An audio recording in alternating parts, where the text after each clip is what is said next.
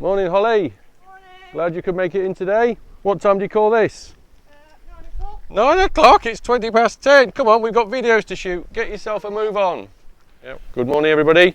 Welcome to John's Top Technical Tips. Today we're going to talk about the B word, which is brakes. Yeah, obviously one of the most important bits of your bike because they're designed to stop you. So we're not going to give you too much technical information. We're just going to help you make sure they're properly adjusted and working effectively so you can stop nice and safely.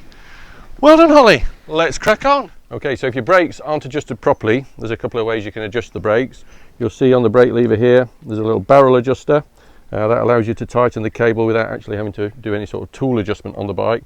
So if, for instance, you're out on a ride and you feel the brakes are a bit loose, then you can use the barrel adjuster. You've basically unwinding the barrel here, will tighten the cable up, and then they've got the lock ring here. You just tighten that back in, and that will lock that brake in place.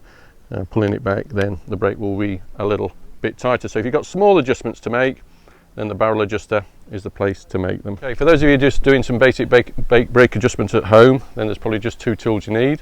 One being the ubiquitous multi-tool, which has got a range of different Allen key sizes, and a Phillips screwdriver. So they're the two tools you need.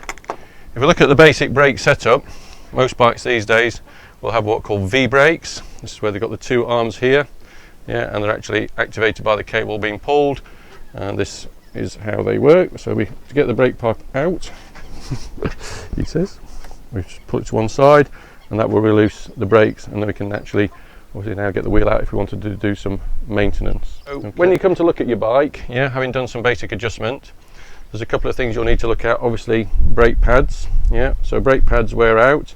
You can see these ones are actually in pretty bad state. You can see on all brake pads there's what's called the wear line indicator, which indicates the point at which the brake pad should be replaced. This is a new pad here, and you can see that line quite clearly here. And obviously on a new pad, you see the lines, there are two lines there. You can see there's plenty of obviously braking on a new pad. This one you can see has actually reached the brake line indicator, so we need to change that. Change the brake pad, we use the multi-tool. It's just basic 5mm Allen key. Turning that, we can quickly undo that. So once we remove the old brake pad, just put it together, and that can then be disposed of safely. If we look at what makes up a brake pad on a V-brake, obviously we've got the lock nut at the end, nice and shiny, a little washer, making sure it tightens up properly, and then we have these little half moon bits. So these allow us to adjust the brake so that we can tow it in and tow it out, and they're basically little half moons that sit inside some little concave washers, and it means that we can adjust the brake.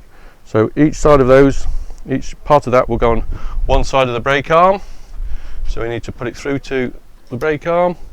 We put the other side on that side, then obviously it's the little washer, and then it's the lock nut.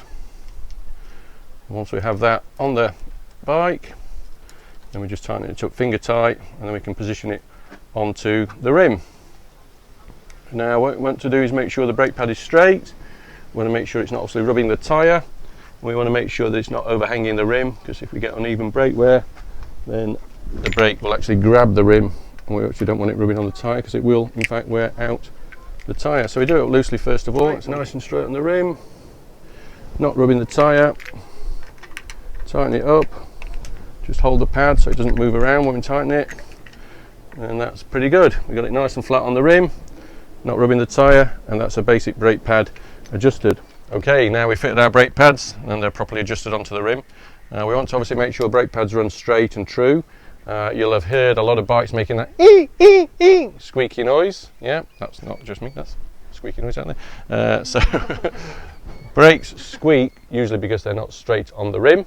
So that's why you have the little half moon adjusters. So basically you can fiddle with the brake pad to make sure it sits straight on the rim and nice and flat. If you do find when you ride your bike for the first time it squeaks, then you may need to come back and do some basic readjustment. Okay, so once we fit the brake pads, we may find that the arms are not effectively too far away, so we need to loosen them up and bring them a bit closer. So we'll do that by using the tightening the brake cable at the arm here, and we just use that with the Allen key. Tighten that up. Let's pull that through a bit more.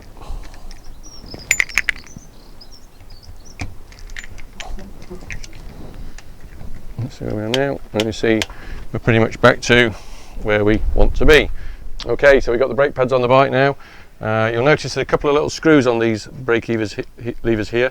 The brake levers are activated by springs, which you'll find inside the brake arm. It's just a basic piece of wire, and that's what is a spring that actually pulls the arms backwards and forwards, and these little screws here tighten and loosen the springs. So if we tighten this screw up here, it will push the spring and it will tighten the arm up and move it away from the rim. So just pull the brake there for us, holes. So you can see now that one's over tightened, so that's now too active. So if we loosen that off a little bit, pull again, still a little bit tight, a little bit more, not too bad. And what we can do is we can actually tighten the opposing side if we want to balance it up. Give that a little squeeze, and you can see those two arms now pulling equally on both sides, and the wheel now it sits in the middle of the pads and is running nice and central. So using these two screws, we can effectively adjust the spring tension in the two arms to make sure that the brakes pull equally on both sides. So now we've completed the basic bike maintenance on the brakes. We've changed and adjusted the pads so they're nice and square on the rim and running true. And we've used these two little screws here to adjust the springs in the brake arms to make sure that the two arms activate equally and that the brake pads sit both the same distance away from the wheel rim, and when we apply the brake they both hit the rim at the same time. That gives us nice smooth braking. Okay, so that's finishing our braking video today. Hope you've enjoyed John's top technical tip. Next time we're going to talk all about gears. See you next week.